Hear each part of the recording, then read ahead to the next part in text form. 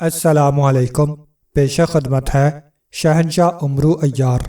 پچھلے دنوں عمرو عیار نے طلسم ہوشربا میں جا کر شہنشاہ افراسیاب کی دادی ملکہ زنگاری کو ہلاک کر دیا تھا، جس سے وہ بے حد خوش تھا۔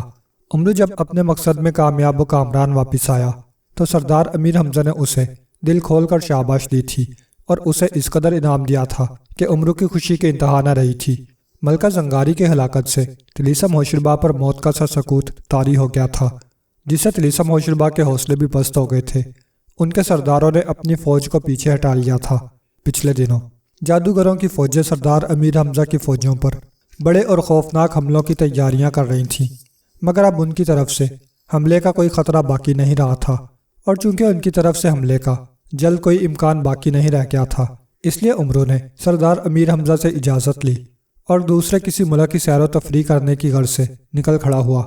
اس نے ملک سیستان جانے کا ارادہ کیا تھا۔ ملک سیستان کی آب و ہوا اسے بے حد پسند تھی۔ ویسے بھی ملک سیستان سرسبز و شاداب ملک تھا۔ اس ملک میں آ کر عمرو کی طبیعت بے حد حشاش بشاش ہو جاتی تھی۔ دوسرے یہ کہ اس ملک میں زیادہ تر ہیروں کی تجارت ہوتی تھی۔ اس ملک میں قیمتی سے قیمتی ہیرے کوڑیوں کے مول مل جاتے تھے، اس لیے عمرو کو جب بھی اشرفیوں کی صورت میں کوئی انعام ملتا وہ فوراً ملک سیستان پہنچ جاتا۔ پھر وہ اپنی عیاری اور چالاکی سے بڑے بڑے ذہین اور چالاک تاجروں کو لوٹ لیتا تھا۔ پھر وہ ان ہیروں کو لے کر دوسرے ملکوں میں چلا جاتا اور ان ہیروں کی تعریف میں زمین و آسمان کے کلابے ملا کر منہ مانگے دام وصول کرتا تھا، جس سے اس کا انعام میں ملا ہوا خزانہ کئی گنا بڑھ جاتا تھا۔ عمرو 10 درہم میں خریدا ہوا ایک عام سا ہیرا دوسرے ملکوں کے بادشاہوں، وزیروں اور سپہ سالاروں اور بڑے بڑے تاجروں کو 10-10 ہزار درہم میں فروخت کر لیا کرتا تھا۔ اس دن عمرو بہت خوش تھا۔ اس نے ملک سیستان کے ہیروں کے تاجروں کو دل کھول کر لوٹا تھا۔ اس نے عیاری اور چالاکی سے کام لے کر لاکھوں کروڑوں درہموں کے ہیرے محض چند ہزار اشرفیوں میں خرید لیے تھے۔ اب وہ ان ہیروں کو لے کر دوسرے ممالک میں جا رہا تھا تاکہ ان ہیروں کو فروخت کر کے منہ مانگی قیمت وصول کر سکے۔ وہ اپنے مخصوص عربی نسل کے تیز رفتار گھوڑے پر سوار ملک تاران جا رہا تھا۔ اسے ملک سیستان سے نکلے 2 روز ہو چکے تھے اور ابھی ملک تاران بہت دور تھا۔ ملک تاران پہنچنے کے لیے اسے ابھی مزید 2 دن سفر کرنا تھا۔ وہ دن بھر گھوڑے پر سفر کرتا اور رات کو کسی محفوظ جگہ پر آرام کرتا تھا۔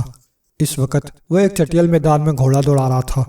شام ہو چکی تھی اور وہ جلد سے جلد کسی ایسی محفوظ جگہ پہنچ جانا چاہتا تھا جہاں وہ رات کو آرام کر سکے، مگر اس چٹیل میدان میں دور دور تک اسے ایسی کوئی جگہ دکھائی نہیں دے رہی تھی جہاں وہ رک سکتا۔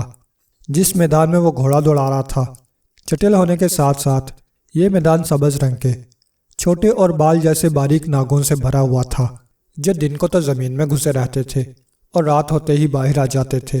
اگر عمرو اور اس کا گھوڑا وہیں رکتے تو ان دونوں کو ہی ان سبز زہریلے ناگوں سے خطرہ ہو سکتا تھا۔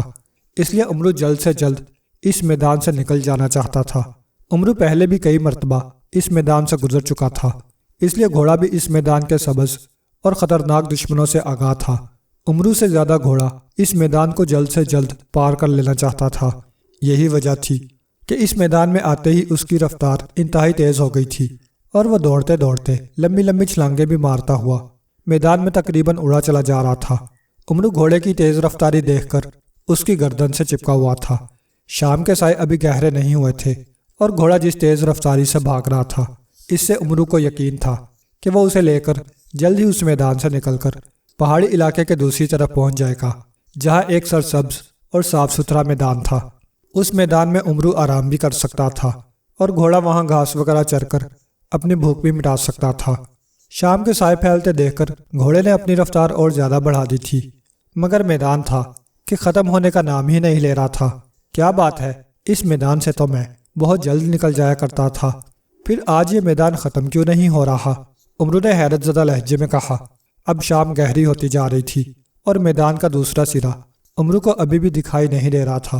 او رات سر پر آ گئی ہے بادل، اور زیادہ تیز دوڑو، اور تیز۔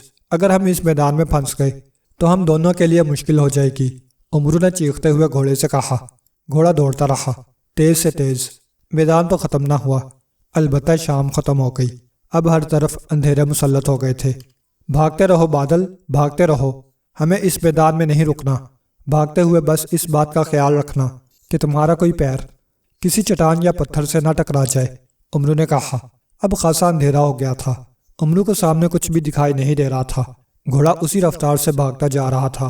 اب امرو کے دل میں یہ خطرہ سر ابھارنے لگا تھا کہ اگر اسی تیز رفتاری سے دوڑتے ہوئے گھوڑے کا پیر کسی بڑے پتھر یا چٹان سے ٹکرا گیا تو ان دونوں کا انجام کیا ہوگا۔ امرو نے دل ہی دل میں ارادہ کر لیا تھا کہ جب تک گھوڑا اسے لے کر اس خطرناک میدان سے نہیں نکلے گا وہ اسے اسی طرح دوڑاتا رہے گا۔ سبز ناگوں کا خوف اسے ہی نہیں گھوڑے کو بھی تھا، اس لیے اندھیرا ہونے کے باوجود وہ بھاگتا رہا۔ یہ ان دونوں کی خوش قسمتی ہی تھی کہ ابھی تک نہ گھوڑے کا پیر رپٹا تھا اور نہ ہی کسی پتھر یا چٹان سے ٹکرایا تھا۔ وہ جیسے ہموار میدان میں بھاگ رہا تھا۔ امرو کا اب تھکاوٹ سے برا حال ہو رہا تھا۔ اس کا دل چاہ رہا تھا کہ وہ یہیں گھوڑا روکے اور زمین پر پڑ کر سو جائے، مگر اس میدان میں سونے کا مطلب ہی موت تھا، اس لیے وہ برداشت کر رہا تھا اور بدستور گھوڑے کی گردن سے چپٹا ہوا تھا۔ پھر اچانک اس نے گھوڑے کی رفتار میں نمایاں کمی ہوتی محسوس کی۔ اس نے فوراً سر اٹھایا، سامنے دیکھا، مگر اب ہر طرف گھپ اندھیرا تھا اور گھپ اندھیرے میں وہ بھلا کیا دیکھ سکتا تھا۔ تمہاری رفتار کم کیوں ہو رہی ہے بادل؟ کیا ہم میدان سے باہر آ گئے ہیں؟ امرو نے گھوڑے سے مخاطب ہو کر پوچھا۔ گھوڑے نے اس کی بات کا کوئی جواب نہ دیا۔ اس کی رفتار البتہ اب کافی کم ہو گئی تھی۔ بادل، اگر ہم میدان سے نکل آئے ہیں تو ٹھیک ہے، ورنہ اس میدان میں مت رکو، یہاں ہم دونوں مارے جائیں گے، امرو نے ایک بار پھر گھوڑے سے مخاطب ہو کر کہا۔ گھوڑے نے ہنہنا کر پھر اسے کوئی جواب نہ دیا۔ اب وہ بھاگنے کے بجائے عام سے انداز میں چلتا ہوا آگے بڑھ رہا تھا۔ اس کے نتنوں سے تیز سانسوں کی آوازیں نکل رہی تھیں اور اس کا جسم پسینے میں بری طرح سے بھیگا ہوا تھا۔ شاید وہ بھی اس قدر زیادہ اور مسلسل دوڑ دوڑ کر تھک گیا تھا اور سستانے کے لیے رک رہا تھا۔ امرو کے چہرے پر شدید پریشانی تھی۔ اس نے کچھ سوچ کر زنبیل سے شب چراغ ہیرا نکالا۔ وہ اس ہیرے کی روشنی میں میدان دیکھنا چاہتا تھا کہ آیا وہ اب بھی میدان میں تھا یا گھوڑا اسے لے کر میدان سے واقعی باہر آ گیا تھا۔ شب چراغ ہیرے کی خاصیت تھی کہ جیسے ہی امرو اسے زنبیل سے نکالتا ہر طرف تیز روشنی پھیل جاتی تھی۔ تیز اور چکا چوند روشنی سے بچنے کے لیے امرو آنکھیں بند کر لیتا تاکہ اس کی آنکھیں خیرہ نہ ہو سکیں۔ اس بار بھی اس نے شب چراغ ہیرا نکالتے ہی آنکھیں بند کر لی تھیں۔ چند لمحوں بعد اس نے آہستہ آہستہ آنکھیں کھول لیں، مگر وہاں کوئی روشنی نہیں تھی۔ اس نے یکدم پوری آنکھیں کھول دیں، مگر وہاں واقعی تاریکی تھی، جبکہ شب چراغ ہیرا اس نے انگلیوں میں پکڑ رکھا تھا۔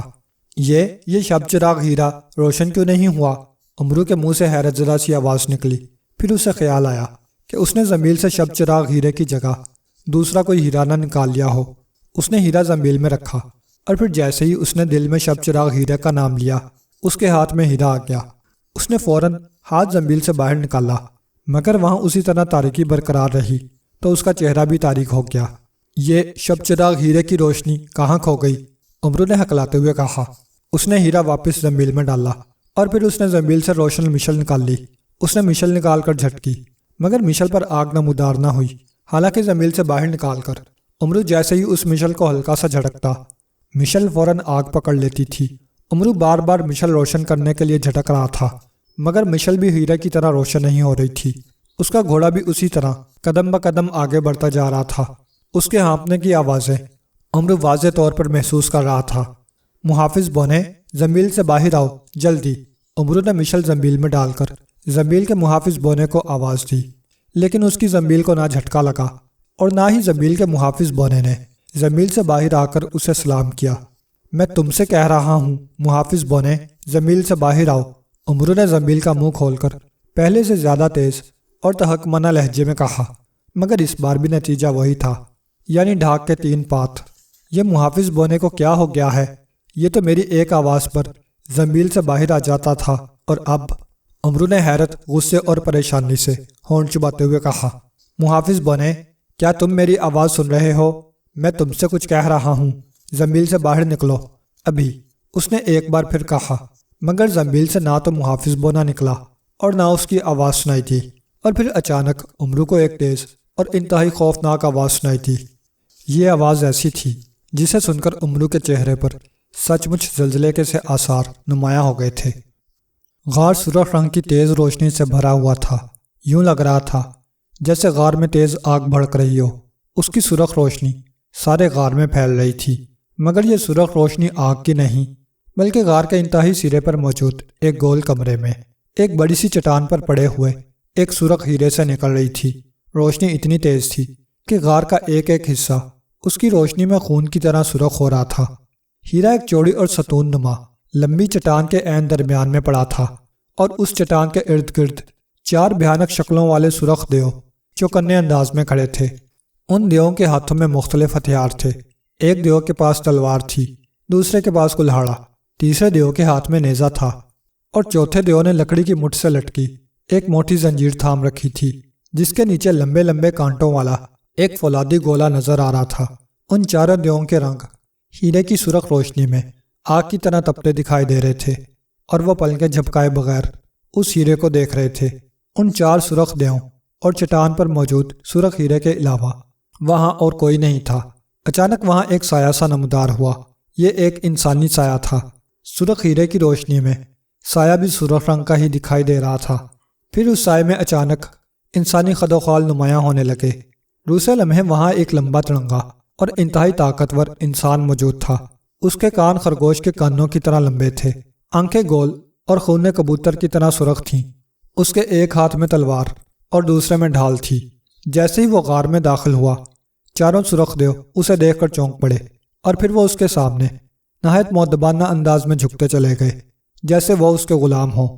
آپ یہاں آقا، ہمیں آواز دے دی ہوتی، ہم سر کے بل آپ کی خدمت میں حاضر ہو جاتے۔ ایک دیو نے بڑے مؤدبانہ انداز میں اس خوفناک شکل والے انسان سے مخاطب ہو کر کہا۔ اس کے ہاتھ میں تلوار تھی۔ نہیں، میں صرف یہ دیکھنے آیا ہوں کہ یہاں سرخ رنگ ہیرا محفوظ ہے یا نہیں، خوفناک شکل والے انسان نے غراہٹ بھری آواز میں کہا۔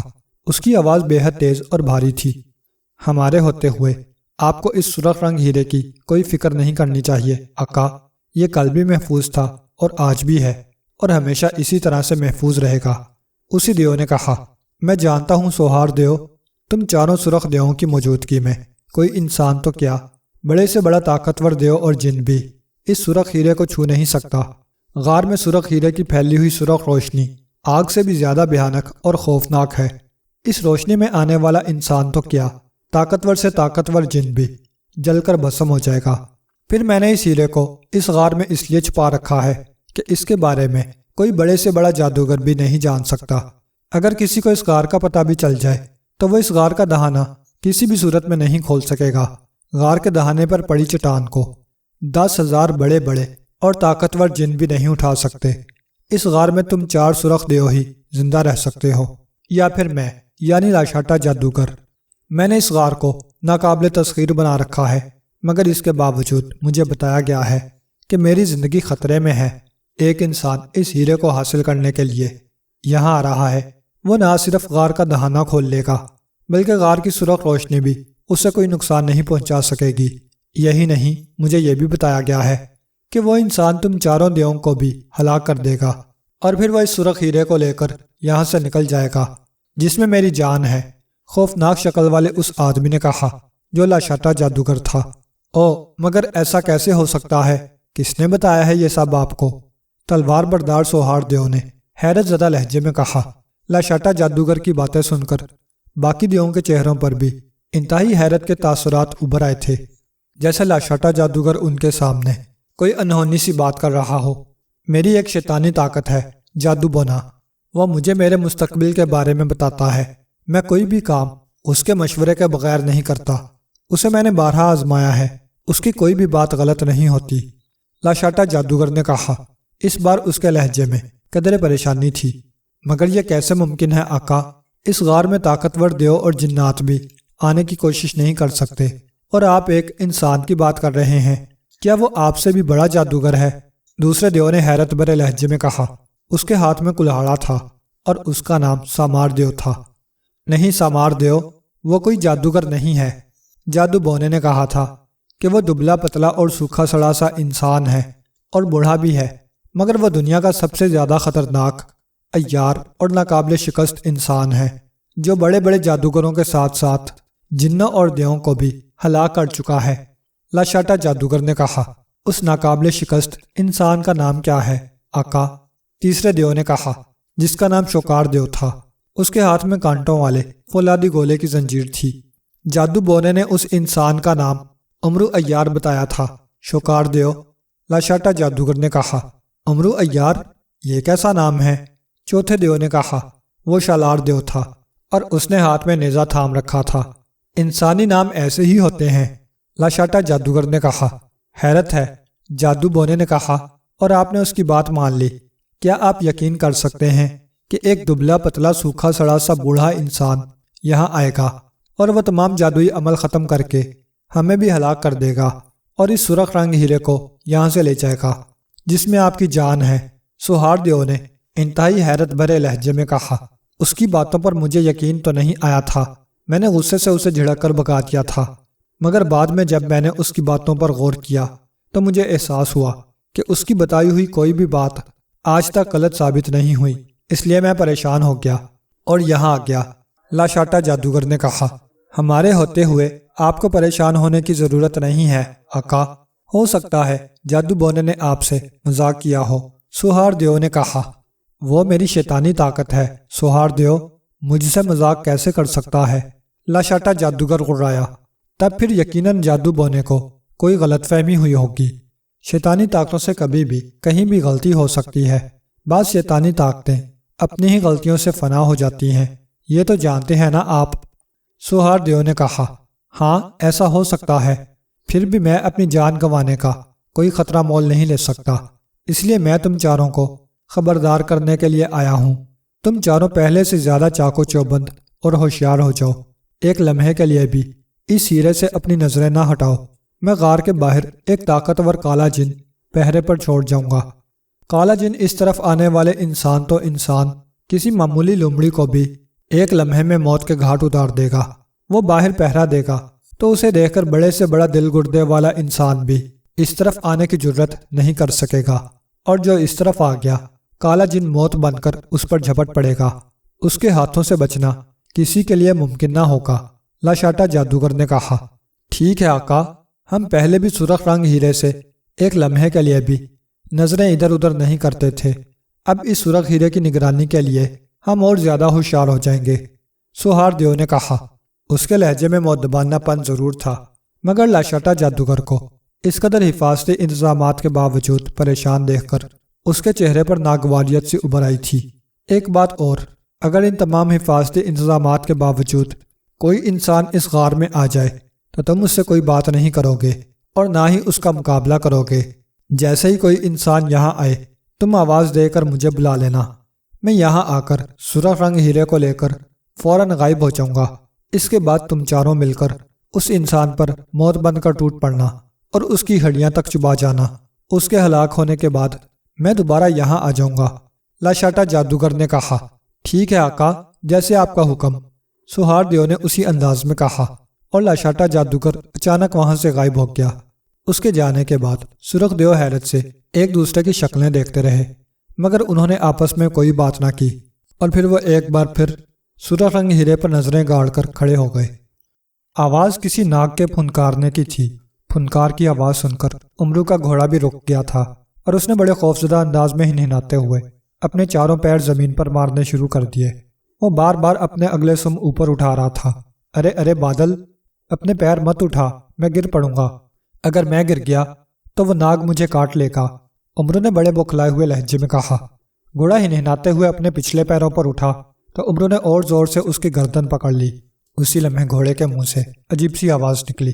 دوسرے لمحے امرو کو یوں محسوس ہوا جیسے اس کا گھوڑا یکلخت ساکت اور پتھر کا بن گیا ہو۔ کیا مطلب؟ بادل، کیا ہوا ہے تمہیں؟ تم؟ امرو کے منہ سے خوف بھری ہکلاہٹ نکلی۔ اس نے گھوڑے کی گردن پکڑ رکھی تھی جو اب اسے پتھر کی طرح ٹھوس معلوم ہو رہی تھی۔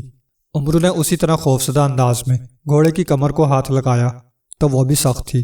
او، بادل تو پتھر کا بت بن گیا ہے، یہ کیسے ہو سکتا ہے؟ یہ امرو نے اسی طرح خوف اور وحشت سے چیختے ہوئے کہا۔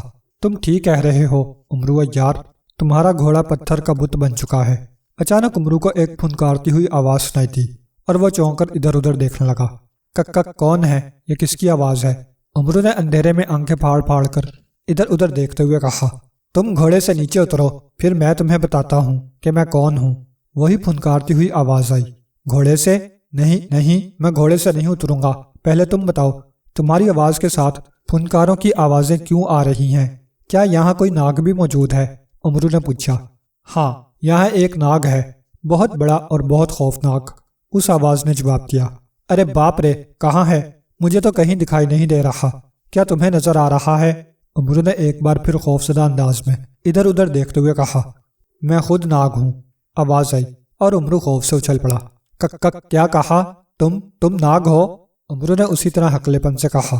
ہاں یہ بھی سن لو، تمہارے گھوڑے کو میں نے ہی پتھر کا بنایا ہے، میں انتہائی زہریلا ناگ ہوں، ایک بار میں جسے کاٹ لوں میرا زہر اسے فوراً پتھر کی طرح سخت اور انتہائی ٹھوس بنا دیتا ہے۔ ناگ نے کہا۔ او مگر تم یہاں کیوں آئے ہو؟ تم نے میرے گھوڑے کو پتھر کا بت کیوں بنا دیا ہے؟ اور تم انسانوں کی آواز میں کیسے بول رہے ہو؟ امرو نے ایک ہی سانس میں اس سے کئی سوال کرتے ہوئے کہا۔ تم گھوڑے سے نیچے آؤ، پھر میں تمہیں سارے سوالوں کے جواب دے دوں گا، ناگ نے کہا۔ نیچے؟ توبہ کرو، تم نے میرے گھوڑے کو ایک لمحے میں پتھر کا بت بنا دیا ہے، میں نیچے اتروں اور تم نے مجھے کاٹ لیا تو؟ امرو نے بوکھلا کر کہا۔ احمق، اگر تمہیں کاٹنا ہوتا تو میں گھوڑے پر آ کر بھی تمہیں کاٹ سکتا ہوں، ناگ نے ہنس کر کہا۔ کیا واقعی؟ امرو نے کہا۔ بالکل، اب تم بے خوف ہو کر نیچے آ جاؤ، میں تمہیں نہیں کاٹوں گا، ناگ نے کہا۔ وعدہ کرو کہ تم مجھے نہیں کاٹو گے، امرو نے کہا۔ وعدہ، پکا وعدہ، ناگ نے فوراً وعدہ کرتے ہوئے کہا۔ ایسے نہیں، پہلے اپنی کسی ناگ رانی یا ناگ راجا کی قسم کھاؤ، امرو نے کہا۔ میری نہ کوئی ناگ رانی ہے اور نہ ہی میں کسی ناگ راجا کو جانتا ہوں، ناگ نے کہا۔ کیا مطلب؟ میں نے تو سنا تھا کہ ناگوں کی رانیاں اور راجے ہوتے ہیں، تم کس نسل کے ناگ ہو کہ تمہاری نہ کوئی رانی ہے اور نہ راجا؟ امرو نے حیرت بھرے لہجے میں کہا۔ تم باتیں بہت کرتے ہو، اب اترو نیچے، وہ ہمارا انتظار کر رہے ہیں، ناگ نے جیسے جھلائے ہوئے لہجے میں کہا۔ وہ کون؟ امرو نے چونک کر پوچھا۔ ناگ بابا، ناگ نے جواب دیا اور امرو ایک بار پھر چونک پڑا۔ ناگ بابا؟ کون ناگ بابا؟ میں تو کسی ناگ بابا کو نہیں جانتا، امرو نے کہا۔ جان جاؤ گے، تم چلو میرے ساتھ، ناگ نے کہا۔ نہیں، میں نہیں جاؤں گا، امرو نے کاندھے اچکا کر کہا۔ امرو یار، تم مجھے زبردستی پر مجبور کر رہے ہو، ناگ نے پھنکار کر کہا۔ زبردستی؟ کیا مطلب؟ کیا تم مجھ سے زبردستی کرو گے؟ امرو نے چونک کر کہا۔ ہاں، اب مجھے دوسرے طریقے سے تمہیں ناگ بابا کے پاس لے جانا پڑے گا، ناگ نے کہا۔ پھر اس سے پہلے کہ امرو اس سے کچھ پوچھتا، اچانک ناگ کی پھنکار کی آواز کے ساتھ امرو کو یوں محسوس ہوا جیسے اس کے چہرے پر پانی کی تیز پھوار سی پڑی ہو۔ اس نے بوکھلا کر اپنے منہ پر ہاتھ پھیرا، مگر دوسرے لمحے اس کے ذہن میں یکلخت اندھیرے کی یلغار سی ہو گئی۔ اس نے خود کو سنبھالنے کی کوشش کی مگر بے سود۔ دوسرے لمحے وہ گھوڑے سے الٹ کر گرتا چلا گیا۔ جنگل کے وسط میں ایک گھاس پھونس کی جھونپڑی بنی ہوئی تھی۔ اس جھونپڑی میں فرش پر خشک گھاس بچھی ہوئی تھی، جس پر ایک نہایت بوڑھا آدمی آنکھیں بند کیے بیٹھا تھا۔ بوڑھے آدمی کے سر کے بال اور داڑھی مونچھیں برف کی طرح سفید تھیں۔ اس بوڑھے کے ہاتھ میں تسبیح تھی جس کے دانوں پر وہ مسلسل کچھ پڑھ رہا تھا۔ جھونپڑی میں دائیں طرف پانی کا ایک مٹکا تھا اور اس پر ایک کٹورا پڑا تھا۔ اس کے علاوہ جھونپڑی میں اور کچھ بھی نہیں تھا۔ جھونپڑی کی چھت کیلے کے بڑے بڑے پتوں کی بنی ہوئی تھی جس سے دن کی روشنی چھن چھن کر اندر آ رہی تھی۔ اسی لمحے سرسراہٹ کی تیز آواز سنائی دی اور اس بوڑھے نے یکلخت آنکھیں کھول دی۔ اس کی نظریں جھونپڑی کے دروازے پر جم گئیں۔ ناگ بابا، میں جارم ناگ ہوں، کیا میں اندر آ سکتا ہوں؟ باہر سے ایک پھنکارتی ہوئی مگر مؤدبانہ آواز سنائی دی۔ آ جاؤ، ناگ بابا نے کہا۔ اسی لمحے دروازے سے ایک سیاہ رنگ کا بڑا سا ناگ رینگتا ہوا اندر آ گیا۔ اس نے ایک انسان کی دونوں ٹانگیں اپنی دم سے جکڑ رکھی تھی اور اسے گھسیٹتا ہوا اندر لے آیا تھا۔ میں امرو عیار کو لے آیا ہوں، ناگ بابا، ناگ نے ناگ بابا کے سامنے اس انسان کو کھینچ کر ڈالتے ہوئے کہا۔ اسے اس طرح گھسیٹ کر کیوں لائے ہو؟ ناگ بابا نے حیرت سے ناگ کی طرف دیکھتے ہوئے کہا۔ یہ ڈرا ہوا تھا ناگ بابا، میں نے اسے بہت کہا کہ میرے ساتھ چلو، مگر یہ میری کوئی بات سننے کے لیے تیار ہی نہیں ہو رہا تھا، اس لیے مجبوراً میں نے اس کے منہ پر زہر کی ہلکی سی پھوار مار کر اسے بے ہوش کیا اور پھر اس کی ٹانگیں دم میں لپیٹ کر کھینچتا ہوا اسے یہاں لے آیا ہوں، ناگ نے جواب دیتے ہوئے کہا۔ او، تمہارے زہر کے اثر سے کہیں یہ مر تو نہیں جائے گا؟ ناگ بابا نے کہا۔ نہیں، میں نے بہت کم مقدار میں زہر کی پھوار اس کے منہ پر پھینک دی تھی، ناگ نے کہا۔ اب اسے ہوش کیسے آئے گا؟ ناگ بابا نے پوچھا۔ ابھی تھوڑی ہی دیر میں زہر کا اثر ختم ہو جائے گا اور یہ ہوش میں آ جائے گا۔ ٹھیک ہے، اسے یہیں چھوڑ دو اور تم باہر چلے جاؤ، تمہیں دیکھ کر کہیں ڈر ہی نہ جائے، ناگ بابا نے اس بات میں سر ہلا کر کہا۔ جو حکم، ناگ بابا، جارم ناگ نے سر جھکا کر مؤدبانہ لہجے میں کہا اور پلٹ کر رینگتا ہوا جھونپڑی سے باہر نکل گیا۔ امرو عیار ناگ بابا کے سامنے پڑا تھا، اس کی آنکھیں بند تھیں۔ ناگ بابا غور سے اس کا چہرہ دیکھ رہا تھا۔ چند لمحوں کے بعد اچانک امرو کے جسم میں حرکت پیدا ہوئی، پھر اس نے آنکھیں کھول دیں۔ آنکھیں کھول کر وہ چند لمحے خالی خالی نظروں سے دیکھتا رہا، پھر جیسے ہی اس کا شعور جاگا وہ بوکھلا کر تیزی سے اٹھ کر بیٹھ گیا، اور پھر خود کو گھاس پھوس کی جھونپڑی میں اور سفید بارش بزرگ کے پاس دیکھ کر حیران رہ گیا۔ یہ کون سی جگہ ہے؟ اور آپ؟ امرو نے حیرت سے ادھر ادھر دیکھتے ہوئے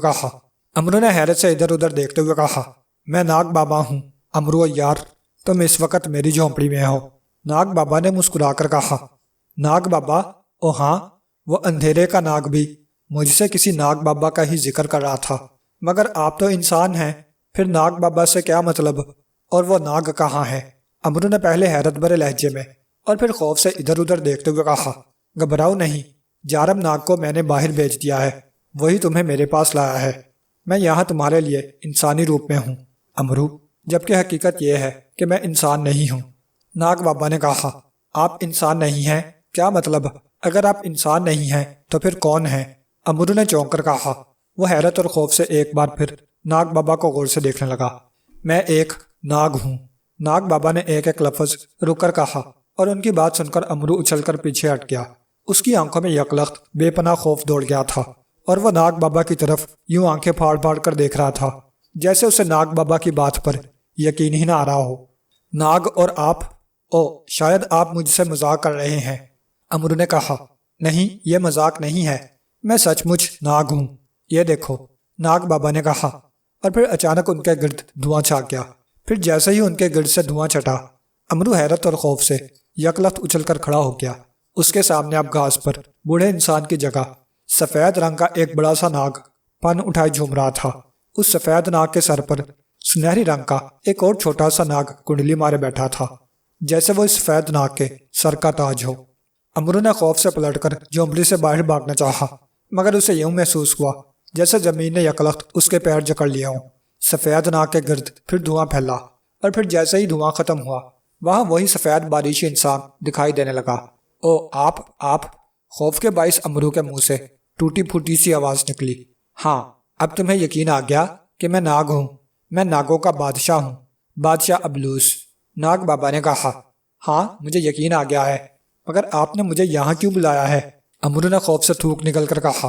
مجھے تمہاری مدد درکار تھی امرو عیار، میں یہاں برسوں سے تمہارے انتظار میں بیٹھا ہوا ہوں، مگر تم ان جنگلوں میں آنے کا نام ہی نہیں لے رہے تھے، اس لیے تمہیں یہاں لانے کے لیے مجھے مجبوراً اپنی چند طاقتوں کا سہارا لینا پڑا۔ تم ملک سیستان سے ملک تاران جا رہے تھے، اور اس کے لیے تمہیں لامحالہ سبز ناگوں کے علاقے سے گزرنا تھا۔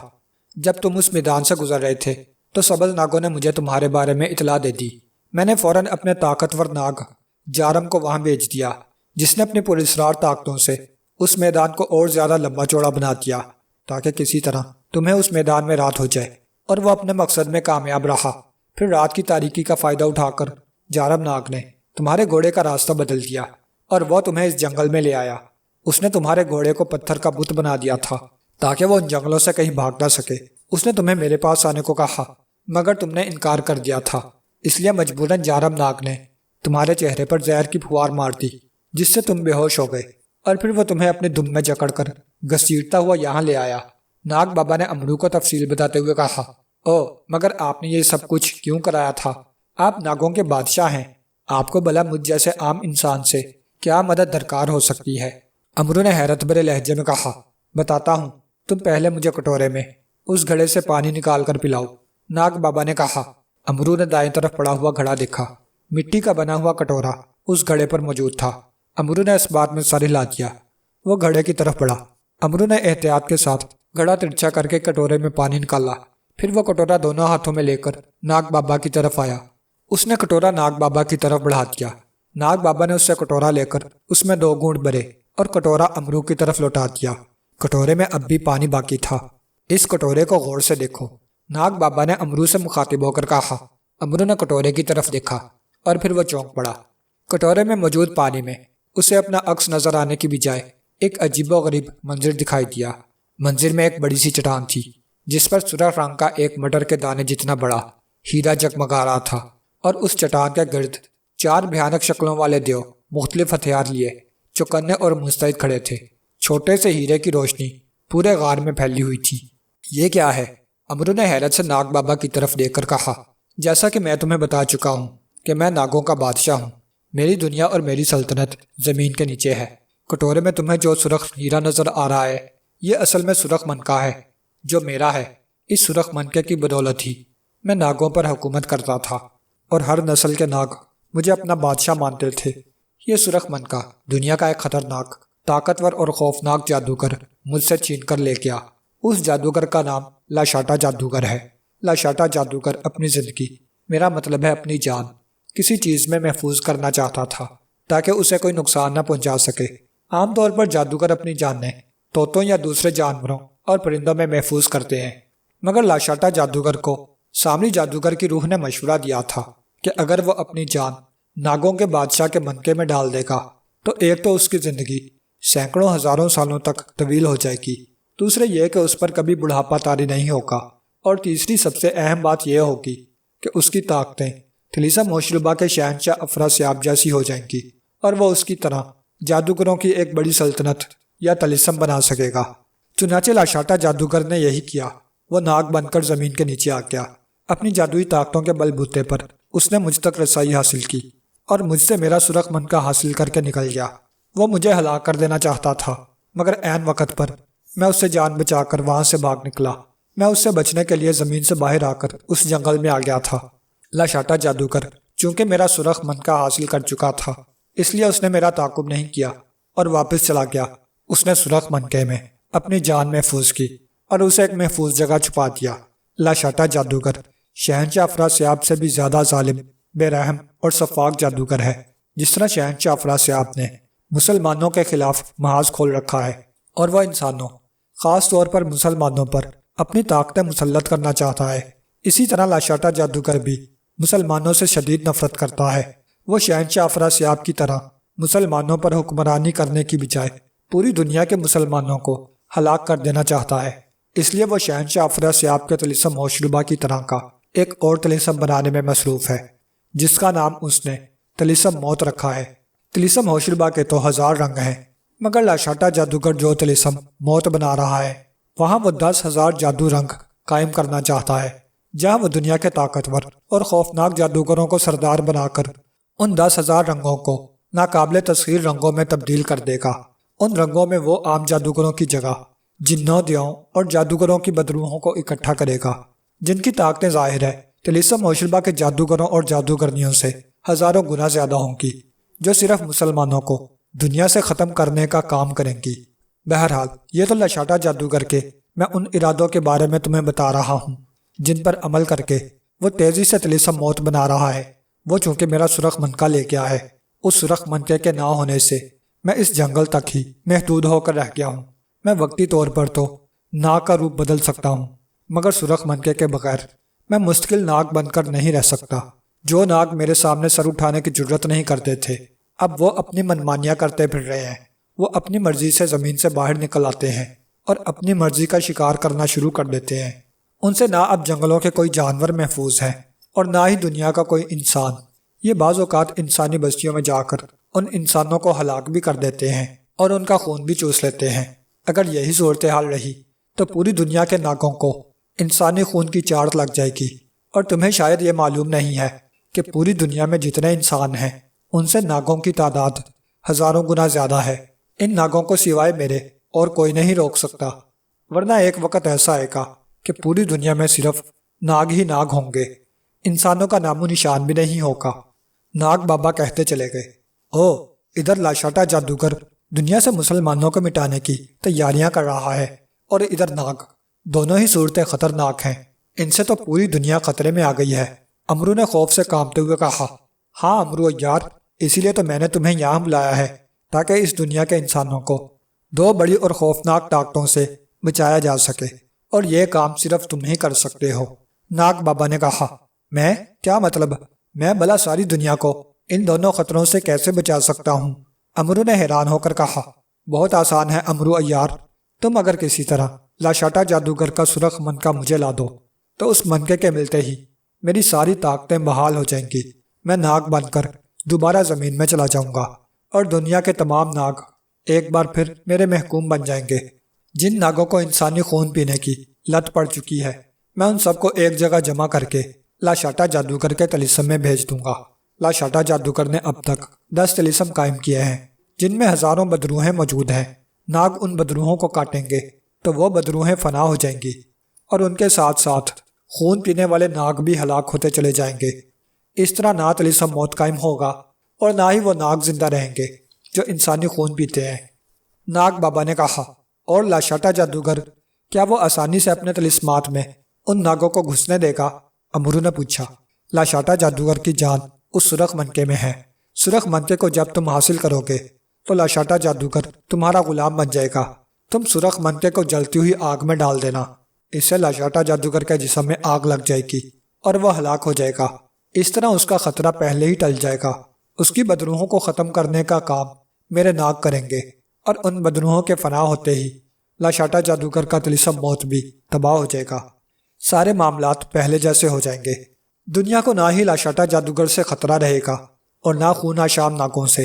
ناگ بابا نے کہا، تمہاری باتیں میری سمجھ میں آ رہی ہیں ناگ بادشاہ، مگر تم نے جو حالات بتائے ہیں، کیا ان حالات کے تحت میں لاشاٹا جادوگر سے سرخ منکا آسانی سے حاصل کر سکوں گا؟ امرو نے کہا، یہ میں نہیں جانتا۔ میرے پراسرار علم کے مطابق سرخ منکے کے حصول کے لیے اگر تمہیں بھیجا جائے تو کامیابی کے امکانات زیادہ ہیں۔ ناگ بابا نے کہا، کٹورے میں جو میں نے منظر دیکھا ہے اس سے تو نہیں لگتا کہ میرا اس سرخ منکے تک پہنچنا آسان ہو سکتا ہے۔ کیا تم مجھے بتا سکتے ہو کہ یہ خفیہ جگہ کہاں ہے، اور لاشاٹا جادوگر نے منکے کی حفاظت کے لیے کون کون سے طلسم قائم کر رکھے ہیں؟ امرو نے کہا، خفیہ جگہ کا تو مجھے نہیں پتا، البتہ ان طلسمات کے بارے میں تمہیں بتا سکتا ہوں۔ ناگ بابا نے کہا، اور پھر وہ امرو کو ان طلسمات کے بارے میں بتانے لگا جو لاشاٹا جادوگر نے سرخ منکے کی حفاظت کے لیے قائم کر رکھے تھے۔ باپ رے باپ، بڑے خوفناک طلسم ہیں، امرو نے خوف بھرے لہجے میں کہا۔ ہاں، ان 4 طلسمات کو ختم کیے بغیر تم سرخ منکے کو حاصل نہیں کر سکو گے۔ ناگ بابا نے کہا، کیا ان طلسمات کے توڑ بھی جانتے ہو تم؟ امرو نے پوچھا۔ نہیں، مجھے نہیں معلوم۔ ناگ بابا نے کہا، تو پھر تمہیں کیا معلوم ہے؟ امرو نے منہ بنا کر کہا۔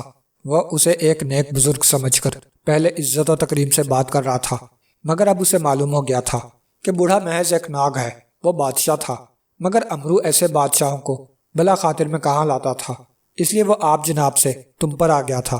مجھے اور کچھ معلوم ہو یا نہ ہو، مگر یہ میں ضرور جانتا ہوں کہ امرو کو اگر کہیں سے خزانہ ملنے کی امید ہو تو وہ آگ کے سمندر میں بھی بے خوفی سے کود جاتا ہے اور بغیر نقصان اٹھائے اس آگ کے سمندر سے باہر بھی نکل آتا ہے۔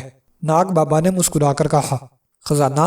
او، کیا تم یہ کام مجھ سے خزانے کا لالچ دے کر کروانا چاہتے ہو؟ امرو نے چونک کر کہا، حالانکہ خزانے کا سن کر اس کا دل بلیوں اچھل پڑا تھا اور اس کی آنکھوں میں تیز چمک ابھر آئی تھی۔ لالچ نہیں، انعام۔ تم مجھے میرا سرخ منکا واپس لا دو گے تو میں تمہیں اتنا بڑا خزانہ دوں گا جو آج تک تم نے نہ دیکھا ہوگا اور نہ سنا ہوگا۔ ناگ بابا نے مسکراتے ہوئے کہا، اچھا، بھلا کیا ہے اس خزانے میں؟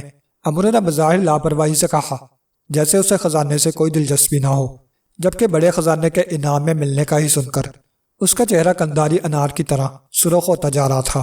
کٹورے میں دیکھو، ناگ بابا نے کہا۔ کٹورا بھی امرو کے ہاتھوں میں ہی تھا۔ امرو نے چونک کر دیکھا تو کٹورے میں اسے سرخ رنگ کی ایک پہاڑی دکھائی دی۔ پہاڑی جیسے ہیرے کی بنی ہوئی تھی، اس میں تیز چمک تھی۔ یہ امرو نے ہکلا کر کہا، کیا اتنا بڑا سرخ ہیرا دیکھا ہے تم نے کبھی؟ ناگ بابا نے مسکرا کر کہا، سرخ ہیرا؟ امرو کے منہ سے کھوئے کھوئے سے انداز میں نکلا، ہاں، یہ پہاڑی کی شکل کا دنیا کا سب سے بڑا اور قیمتی ہیرا ہے امرو عیار، جسے پہاڑ ہیرا کہا جاتا ہے۔ پہاڑ ہیرا دنیا میں کہاں ہے اور اس تک کیسے پہنچا جا سکتا ہے، یہ صرف میں جانتا ہوں۔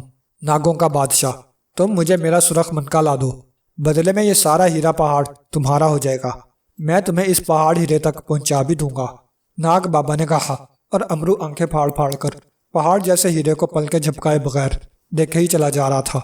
اتنے بڑے ہیرے کو اس نے نہ آج تک دیکھا تھا اور نہ ہی اس کے بارے میں کبھی اس نے کسی سے سنا تھا۔ یوں لگ رہا تھا جیسے وہ اس پہاڑ ہیرے کو دیکھتے ہوئے غش کھا کر گرے گا اور پھر دوبارہ کبھی نہ اٹھ سکے گا۔ لاشاٹا جادوگر طلسم موت میں بنے ہوئے اپنے عظیم الشان محل کے شاہی کمرے میں تخت طاؤس پر بڑی شان سے بیٹھا ہوا تھا۔ اس نے جادو سے بہت بڑا اور شاندار محل تو بنا لیا تھا، مگر ابھی اس نے محل کو آباد نہیں کیا تھا۔ اس محل میں وہ اکیلا ہی رہتا تھا۔ کسی بھی چیز کی ضرورت کے لیے وہ اپنی جادوئی طاقتوں کو بلا لیتا تھا، جو لمحوں میں اس کی ہر ضرورت پوری کر دیتی تھی۔ لاشاٹا جادوگر پہلے اپنے طلسم موت کو مکمل کرنا چاہتا تھا، اس کے بعد ہی اس کا محل کو آباد کرنے کا ارادہ تھا۔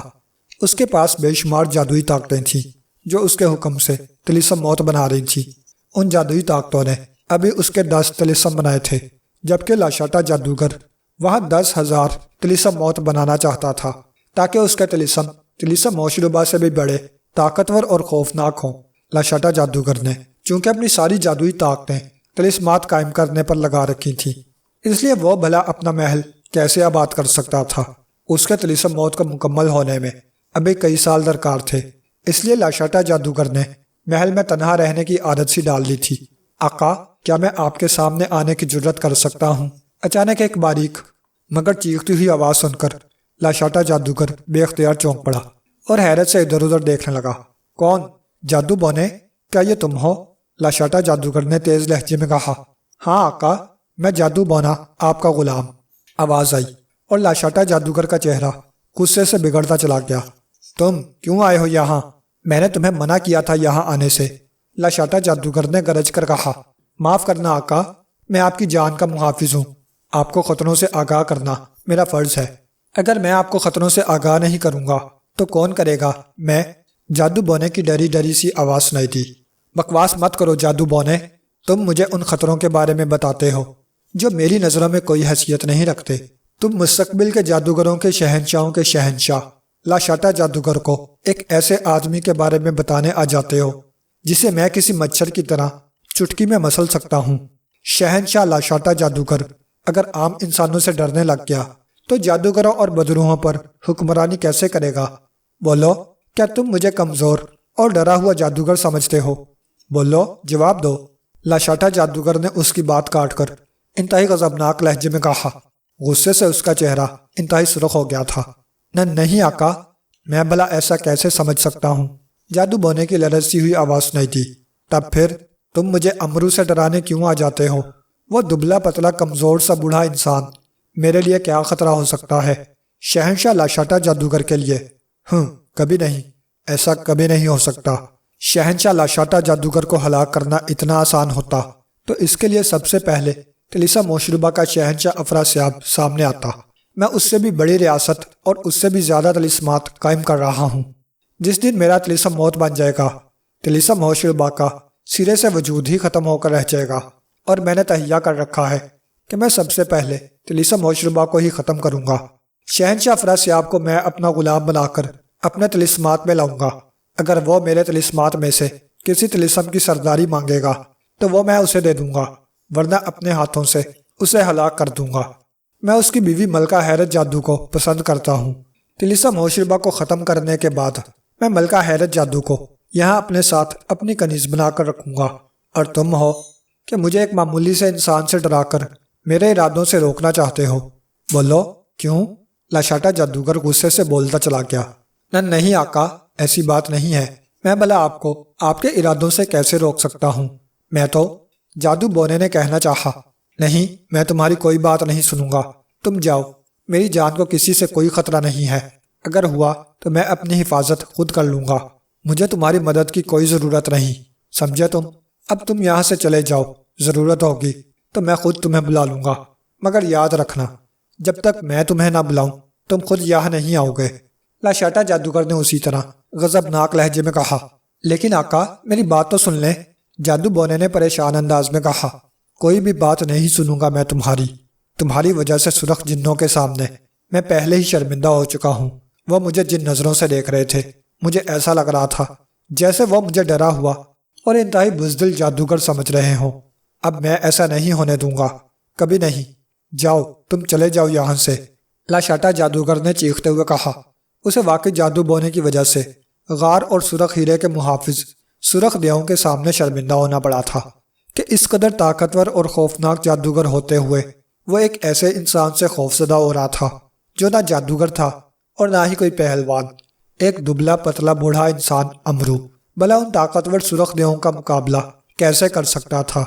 ٹھیک ہے آقا، آپ کا حکم ہے تو میں چلا جاتا ہوں، مگر جانے سے پہلے میں اتنا ضرور کہوں گا کہ آپ امرو کو ایک دبلا پتلا اور کمزور انسان سمجھنے کی بہت بڑی بھول کر رہے ہیں۔ وہ دنیا کا چالاک اور عیار ترین انسان ہے۔ وہ اکیلا نہیں ہے، اس کے ساتھ محافظ جادو بونے نے ابھی اتنا ہی کہا تھا کہ لاشاٹا جادوگر غصے سے فوراً ایک جھٹکے کے ساتھ اٹھ کر کھڑا ہو گیا۔ تم نے پھر بکواس شروع کر دی، جاؤ فوراً چلے جاؤ یہاں سے، ورنہ میں تمہیں فنا کر دوں گا۔ لاشاٹا جادوگر نے حلق کے بل چیختے ہوئے کہا، او نہیں، میں جا رہا ہوں۔ جادو بونے کی خوفزدہ آواز سنائی دی اور پھر اچانک ایک تیز زناٹے دار آواز سنائی دی اور وہاں خاموشی چھا گئی۔ میں جادوگروں کے شہنشاہوں کا شہنشاہ لاشاٹا جادوگر ہوں، مجھے کوئی نہیں مار سکتا، دنیا کی کوئی طاقت میرا کچھ نہیں بگاڑ سکتی، میں ناقابل تسخیر ہوں، قطعی ناقابل تسخیر۔ لاشاٹا جادوگر نے مٹھیاں بند کر کے دونوں ہاتھ بلند کرتے ہوئے انتہائی فاخرانہ لہجے میں کہا۔ اسی لمحے اس کے سامنے کمرے کی دیوار پھٹی اور اس میں سے سیاہ رنگ کی ایک انسانی کھوپڑی اڑتی ہوئی اندر آ گئی۔ کھوپڑی کو آگ لگی ہوئی تھی اور وہ منہ کھول کر بھیانک انداز میں چیخ رہی تھی۔ اسے دیکھ کر اور اس کی چیخیں سن کر لاشاٹا جادوگر بری طرح سے اچھل پڑا۔ اس کی آنکھیں یکلخت حیرت اور خوف سے اس قدر پھیل گئیں جیسے ابھی ہلکے توڑ کر باہر آ گریں گی۔ سرخ ہیرے کا پہاڑ میرا ہے، دنیا کا سب سے بڑا اور سب سے قیمتی ہیرا میرا ہے، میں دنیا کا امیر ترین انسان ہوں۔ اس سرخ پہاڑ ہیرے کی قیمت ساری دنیا کے بادشاہ اور شہنشاہ بھی اپنے خزانے دے کر ادا نہیں کر سکتے۔ پہاڑ ہیرے کو حاصل کر کے میں بادشاہوں کا بادشاہ اور شہنشاہوں کا شہنشاہ بن جاؤں گا۔ پھر دنیا مجھے خواجہ امرو عیار کی بجائے شہنشاہ امرو عیار کے نام سے جاننے کی۔ شہنشاہ امرو عیار۔ امرو کھوئے کھوئے سے انداز میں بڑبڑائے چلا جا رہا تھا۔ وہ جنگل میں پیدل چلتا جا رہا تھا۔ اس کی آنکھوں کے سامنے ابھی تک وہی سرخ ہیرے کا پہاڑ جگمگا رہا تھا جو اس نے ناگ بابا کے پاس پانی کے کٹورے میں دیکھا تھا۔ ناگ بابا نے اسے ہدایات دیتے ہوئے جانے کے لیے کہہ دیا تھا۔ اس بار امرو کو کامیابی کی صورت میں ملنے والا انعام اتنا بڑا اور اتنا قیمتی تھا کہ اسے ناگ بابا سے نیک شگون کے طور پر کچھ مانگنے کی ہمت ہی نہیں ہوئی تھی۔ ناگ بابا نے ناگوں کے بادشاہ ہونے کی حیثیت سے اس سے وعدہ کیا تھا کہ جیسے ہی امرو اسے سرخ منکا لا کر دے گا وہ اسے فوراً سرخ پہاڑ ہیرے تک پہنچا دے گا۔ اور سرخ پہاڑ ہیرے کا انعام ملنے کے خیال سے ہی امرو ہوا میں اڑا جا رہا تھا۔ وہ جھونپڑی سے نکل کر جنگل میں آیا اور پھر وہ سرخ پہاڑ ہیرے کے خیالوں میں کھویا، بغیر راستہ دیکھے جنگل میں بڑھتا چلا گیا۔ آقا، کیا میں زنبیل سے باہر آ جاؤں؟ اچانک اس کی زنبیل سے محافظ بونے نے سر نکال کر اس سے مخاطب ہو کر کہا اور اس کی آواز سن کر امرو چونک پڑا۔ کون ہے؟ کس کی آواز ہے؟ کون بول رہا ہے؟ اس نے حیرت بھری نظروں سے ادھر ادھر دیکھتے ہوئے کہا۔ میں ہوں آقا، محافظ بونا۔ محافظ بونے نے کہا۔ کون محافظ بونا؟ کون آقا؟ میں کسی آقا، کسی محافظ بونے کو نہیں جانتا۔ امرو نے اسی انداز میں کہا۔ آپ میرے آقا ہیں، میں آپ کا غلام ہوں۔ محافظ بونے نے کہا۔ آقا؟ کون آقا؟ میں کوئی آقا واقع نہیں ہوں، میں شہنشاہ ہوں، شہنشاہ امرو عیار۔ امرو نے گردن اکڑا کر کہا۔ شہنشاہ امرو عیار؟ محافظ بونے نے حیرت زدہ لہجے میں کہا۔ ہاں، میرے پاس دنیا کا سب سے بڑا، سب سے قیمتی اور سب سے انمول سرخ پہاڑ ہیرا ہے۔ اس ہیرے کو حاصل کر کے میں دنیا کا سب سے مالدار آدمی بن جاؤں گا، میرا شمار شہنشاہوں میں ہوگا، میں شہنشاہوں کا شہنشاہ بن جاؤں گا۔ امرو نے گردن اکڑا کر کہا۔ ٹھیک ہے شہنشاہ امرو عیار، مجھے زنبیل سے باہر آنے کی اجازت دیں۔ بہت خوب، تم نے ہمیں شہنشاہ کہا، اس لیے ہم تمہیں زنبیل سے باہر آنے کی اجازت دیتے ہیں۔ آ جاؤ، باہر آ جاؤ، امرو نے کسی شہنشاہ کے انداز میں کہا اور محافظ بونا اچک کر فوراً زنبیل سے باہر آ گیا۔ آقا، کیا آپ کو یقین ہے کہ آپ سرخ پہاڑ ہیرے کو حاصل کر کے شہنشاہ بن جائیں گے؟ محافظ بونے نے امرو کی طرف تیز نظروں سے دیکھتے ہوئے کہا۔ اس کے لہجے میں ایک عجیب سی کاٹ تھی جو امرو نے محسوس نہیں کی تھی۔ ہاں، پہاڑ جتنا بڑا ہیرا جب ہمارا ہو جائے گا تو ہم شہنشاہوں کے شہنشاہ نہیں تو کیا بھیڑے چرانے والے چرواہے بنیں گے؟ امرو نے منہ بنا کر کہا۔ ابھی پہاڑ ہیرا آپ کو ملا نہیں اور آپ پہلے سے ہی خود کو شہنشاہ مان بیٹھے ہیں۔ محافظ بونے نے منہ بنا کر کہا۔ ملا نہیں تو مل جائے گا، ہم نے کل بھی شہنشاہ بننا ہے، اس لیے آج ہی سے خود کو شہنشاہ کہلوانے میں کیا برا ہے؟ امرو نے کہا۔ برا تو نہیں ہے، مگر مجھے آپ کے لہجے سے غرور اور تکبر کی بو آ رہی ہے۔ محافظ بونے نے کہا۔ غرور اور تکبر ہی تو شہنشاہوں کی شان ہوتی ہے، احمق بونے، کیا تم اتنا بھی نہیں جانتے؟ امرو نے غرا کر کہا۔ میں جانتا ہوں مگر آپ نہیں جانتے، محافظ بونے نے جل کر کہا۔ میں نہیں جانتا؟ کیا کہہ رہے ہو گستاخ، ہم کیا نہیں جانتے؟ امرو نے گرج کر کہا۔ او، لگتا ہے اس پہاڑ ہیرے کو دیکھ کر تمہارے تیور ہی بدل گئے ہیں، اور تم لالچ، غرور اور تکبر میں اتنے اندھے ہو گئے ہو کہ اپنی اوقات ہی بھول گئے ہو۔ افسوس ہے تم پر امرو عیار، محافظ بونے نے اس بار غرا کر کہا۔ کیا بک رہے ہو؟ یہ تم ہم سے کس لہجے میں بات کر رہے ہو؟ امرو نے اسے گھور کر چیختے ہوئے کہا۔ ایک متکبر احمق اور دنیا کے اس لالچی انسان کے ساتھ میں اسی انداز میں بات کرتا ہوں۔ محافظ بونے نے بھی امرو کی طرح چیختے ہوئے کہا۔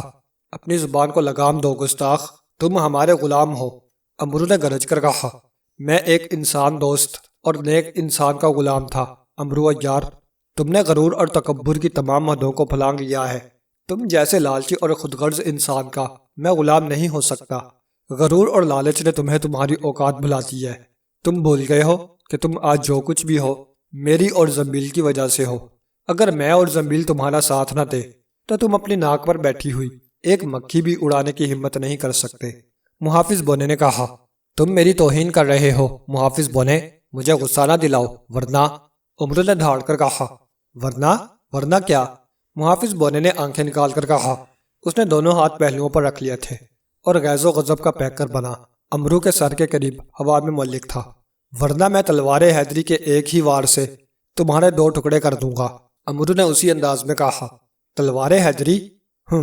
تم جیسے خود غرض، لالچی اور متکبر آدمی کے لیے وہ کراماتی چیزیں نہیں ہیں، وہ سب چیزیں انسان دوست امرو کے لیے تھیں، شہنشاہ امرو عیار کے لیے نہیں، محافظ بونے نے کہا۔ اور اس کی بات سن کر امرو کا چہرہ اور زیادہ سرخ ہو گیا۔ اس نے فوراً زنبیل سے تلوار حیدری نکالنے کے لیے ہاتھ بڑھایا، مگر دوسرے لمحے وہ بری طرح سے اچھل پڑا۔ زنبیل اس کے کاندھے پر نہیں تھی۔ ارے میری زنبیل کہاں گئی؟ اس نے اپنے دونوں کاندھے بغلے اور پھر زمین پر ادھر ادھر دیکھتے ہوئے بوکھلائے ہوئے لہجے میں کہا۔ جس طرح حسد نیکیوں کو کھا جاتا ہے، اسی طرح غرور اور تکبر انسان کو پستیوں کی ان گہرائیوں میں دھکیل دیتا ہے جہاں اس کی فریاد سننے والا کوئی نہیں ہوتا۔ تم نے تکبر کر کے اللہ تعالیٰ کے غضب کو آواز دی ہے امرو عیار، تم سے تمہاری ساری دولت، تمہاری ساری کراماتی چیزیں چھین لی گئی ہیں۔ اب تم ایک عام انسان سے بھی حقیر ہو، اس قدر حقیر کہ تم ایک معمولی مچھر کو بھی چاہو گے تو نہیں مار سکو گے۔ تم نے خود کو تاریکیوں کی دلدلوں میں دھکیل دیا ہے جہاں تباہی اور موت کے سوا اب تمہیں اور کچھ نہیں ملے گا۔ تم خالی ہاتھ ہو چکے ہو امرو، قطعی طور پر خالی ہاتھ۔ اب تمہیں باقی کی زندگی اسی جنگل میں ہی بھٹکتے گزارنی ہوگی، نہ تم ان جنگلوں سے نکل سکو گے اور نہ ہی یہاں تمہاری مدد کے لیے کوئی آئے گا۔ تم یہاں زندہ رہو گے مگر تمہاری حالت مردوں سے بھی بدتر ہوگی۔ تمہیں طرح طرح کے عذاب ملیں گے، تم تڑپو گے، سسکو گے، چیخو گے، چلاؤ گے، مگر یہاں تمہاری فریاد سننے والا کوئی نہیں ہوگا۔ تم نے آج اپنے ہاتھوں سے خود ہی اپنی قبر کھود لی ہے، ایسی قبر جہاں آگ ہی آگ ہے۔ اس آگ میں جلنا تمہارا مقدر ہے۔ اب تمہیں اس عذاب سے کوئی نہیں بچا سکتا۔ میں جا رہا ہوں تم سے دور، ہمیشہ کے لیے، محافظ بونا کہتا چلا گیا۔ امرو کا رنگ بدل گیا تھا اور اس کے ذہن سے شہنشاہ کا بھوت پلک جھپکنے میں غائب ہو چکا تھا۔ وہ آنکھیں پھاڑ پھاڑ کر محافظ بونے کی طرف دیکھ رہا تھا جو اس کے سامنے غیظ و غضب کا پیکر بنا ہوا تھا۔ یہ تم کیا کہہ رہے ہو محافظ بونے؟ میں تو تم سے مذاق کر رہا تھا۔ میں امرو نے خوف سے لرزتے ہوئے کہا۔ تمہارا یہ مذاق ہی تمہاری تباہی کا سبب بن گیا ہے امرو عیار، اب تم کچھ بھی کہو تمہاری کوئی بات نہیں سنی جائے گی، محافظ بونے نے کہا، اور پھر اچانک وہ چھپاکے سے غائب ہو گیا۔ ارے یہ کیا ہو گیا محافظ بونے، واپس آؤ، کہاں غائب ہو گئے ہو؟ ارے میں سچ کہہ رہا ہوں، میں مذاق کر رہا تھا، میں تو جان بوجھ کر تمہیں تنگ کر رہا تھا، میری بات سنو۔ ارے میری زنبیل، یہ کیا ہو گیا؟ یہ میں نے کیا کر دیا؟ محافظ بونے۔ امرو نے محافظ بونے کو غائب ہوتے دیکھ کر بڑے بوکھلائے ہوئے لہجے میں کہا، اور پھر وہ محافظ بونے کو پاگلوں کی طرح آوازیں دیتا ہوا جنگل میں ادھر ادھر بھاگنے لگا۔ اس کی نظروں میں سرخ پہاڑ ہیرے کا منظر واقعی دل فریب تھا، مگر محافظ بونے کی آواز سن کر اس نے جان بوجھ کر اپنا لہجہ بدل لیا تھا۔ وہ جان بوجھ کر محافظ بونے کو تنگ کر رہا تھا، حالانکہ اس کے دل و دماغ میں غرور و تکبر کا شائبہ تک نہ تھا، مگر محافظ بونا اس کے مذاق کو سچ سمجھ بیٹھا تھا۔ وہ غصے میں آ گیا تھا اور اس نے فوراً ہی امرو کے سامنے تیور بدل لیے تھے۔ اس نے امرو کی زنبیل بھی غائب کر دی تھی جس میں کراماتی چیزوں کے ساتھ امرو کی زندگی بھر کی جمع کی ہوئی دولت تھی۔ اور اب وہ خود بھی غائب ہو گیا تھا۔ زنبیل کے اس طرح جانے سے امرو کا حال پتلا ہو گیا تھا۔ وہ کبھی خواب میں بھی نہیں سوچ سکتا تھا کہ محافظ بونا اس کے مذاق کو اس قدر سنجیدگی سے لے گا۔ امرو سے شہنشاہ عمرو عیار کا مذاق امرو کو لے ڈوبا تھا، اور امرو اب پاگلوں کی طرح چیختے چلاتے ہوئے محافظ بونے کو تلاش کرتا ہوا ادھر ادھر دوڑ رہا تھا۔ وہ چیخ چیخ کر محافظ بونے سے کہہ رہا تھا کہ اس نے محافظ بونے سے محض مذاق کیا تھا۔ شہنشاہ عمرو عیار تو کجا، شہنشاہ عمرو عیار تو کجا، اس نے آج تک کسی بادشاہ کا عام درباری بھی بننے کا نہیں سوچا تھا، مگر محافظ بونا بھلا اس کی کہاں سننے والا تھا؟ وہ تو وہاں سے جا چکا تھا۔ جاتے جاتے وہ امرو کو اس کی دولت، اس کے خزانوں اور اس کی تمام چیزوں سے محروم کر گیا تھا، شاید ہمیشہ ہمیشہ کے لیے۔ جلدی کھوپڑی، تم یہاں؟ لاشاٹا جادوگر نے چونک کر دیوار سے نکل کر آنے والی جلتی کھوپڑی کی طرف خوف بری نظروں سے دیکھتے ہوئے کہا۔ جلتی ہوئی کھوپڑی مہا شیطان کے محبت میں رہتی تھی، جس کا کام مہا شیطان کے محبت کو روشن رکھنا تھا۔ مہا شیطان ان کھوپڑیوں کو اپنے کسی باغی یا اپنے کسی دشمن کو سزا دینے کے لیے بھی بھیج دیتا تھا۔ جلتی ہوئی کھوپڑی جو آگ کھوپڑی کہلاتی تھی، جب بھی کسی کو سزا دینے کے لیے محبت سے باہر نکلتی تھی، اس سے کسی کا بچ نکلنا ناممکن ہو جاتا تھا، چاہے وہ دنیا کا بڑا جادوگر ہی کیوں نہ ہو۔ یہی وجہ تھی کہ آگ کھوپڑی کو وہاں دیکھ کر لاشاٹا جادوگر خوفزدہ ہو گیا تھا۔ وہ یہی سمجھ رہا تھا کہ آگ کھوپڑی مہا شیطان کے حکم سے اسے سزا دینے کے لیے آئی ہے، مگر اس سے کیا غلطی ہوئی تھی یہ وہ نہیں جانتا تھا۔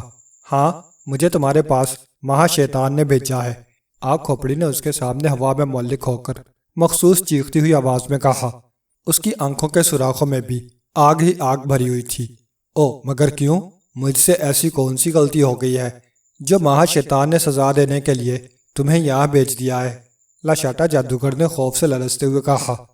سزا؟ او، کیا تم یہ سمجھ رہے ہو کہ میں تمہیں سزا دینے کے لیے آئی ہوں؟ آگ کھوپڑی نے کہا۔ ہاں، لاشاٹا جادوگر نے خوف سے اس بات میں سر ہلا کر کہا۔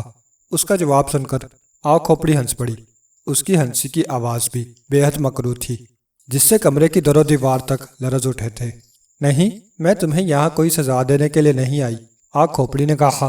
تو لاشاٹا جادوگر کے چہرے پر حیرت کے تاثرات ابھر آئے۔ او مگر، لاشاٹا جادوگر نے کہنا چاہا۔ یہ درست ہے لاشاٹا جادوگر، مہا شیطان مجھے جب بھی محبت سے باہر بھیجتا ہے کسی کو سزا دینے کے لیے ہی بھیجتا ہے، مگر اس بار ایسا نہیں ہے۔ مہا شیطان نے مجھے تمہارا مددگار بنا کر بھیجا ہے۔ آگ کھوپڑی نے اسی طرح ہنستے ہوئے کہا۔ مددگار؟ کیا مطلب؟ لاشاٹا جادوگر نے چونک کر کہا۔ ہاں، تمہاری زندگی خطرے میں ہے لاشاٹا جادوگر، تمہارے محافظ جادو بونے نے تمہیں خبردار بھی کیا تھا، مگر تم اس کی باتوں پر یقین ہی نہیں کر رہے تھے۔ تم اپنی طاقت کے نشے میں یہ بھول چکے ہو کہ جادو بونا تمہاری جان کی حفاظت کے لیے کتنا اہم تھا، اور اس کی بتائی ہوئی کوئی بھی بات غلط نہیں ہوتی تھی۔ تم نے غصے میں آ کر اسے یہاں سے بھگا دیا تھا۔ وہ تمہاری شکایت لے کر مہا شیطان کے دربار میں پہنچ گیا۔ پہلے تو مہا شیطان کو تم پر بے حد غصہ آیا، مگر چونکہ تم اس کے لیے ایک مہا کام کر رہے ہو اور تمہاری زندگی شدید خطرے میں تھی، اس لیے مہا شیطان نے فوری طور پر مجھے تمہارے پاس بھیج دیا تاکہ میں تمہاری اور تمہارے موت لیسم کی حفاظت کر سکوں، آگ کھوپڑی نے کہا۔ اور اس کی بات سن کر لاشاٹا جادوگر کا منہ کھلے کا کھلا رہ گیا۔ او، تو محافظ جادو بونا ٹھیک کہہ رہا تھا، لاشاٹا جادوگر کے منہ سے کھوئے کھوئے سے انداز میں نکلا۔ ہاں، آگ کھوپڑی نے کہا۔ کیا یہ خطرہ مجھے عمرو عیار سے ہے؟ کیا عمرو واقعی اس قدر خطرناک انسان ہے کہ میرے اس قدر حفاظتی انتظامات کے باوجود وہ اس سرخ منکے تک پہنچ جائے گا جس میں میں نے اپنی جان چھپا رکھی ہے؟ لاشاٹا جادوگر نے انتہائی حیرت زدہ لہجے میں کہا۔ ہاں، تم اس خطرناک انسان کے بارے میں کچھ بھی نہیں جانتے، اور تم نے جادو بونے کی آخری بات نہیں سنی تھی۔ کیا کہا تھا اس نے؟ آگ کھوپڑی نے کہا۔ اس نے کہا تھا کہ عمرو عیار اکیلا نہیں ہے۔ لاشاٹا جادوگر نے فوراً یاد کرتے ہوئے کہا۔ ہاں، ٹھیک کہا تھا اس نے، عمرو عیار اس بار اکیلا نہیں ہے۔ تمہیں ہلاک کرنے کے لیے اس کے دو بڑے دشمن اس کے دوست بن گئے ہیں، ایسے دشمن جو تم سے زیادہ اس کے خون کے پیاسے تھے، مگر اب وہ عمرو کے ساتھ ہیں، اور ان کی مدد سے عمرو تمہارے لیے موت کا باعث بن سکتا ہے۔ آگ کھوپڑی نے کہا۔ دشمن دوست بن گئے ہیں؟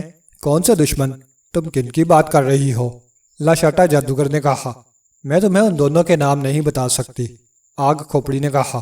او مگر کیوں؟ لاشاٹا جادوگر نے حیرت زدہ لہجے میں کہا۔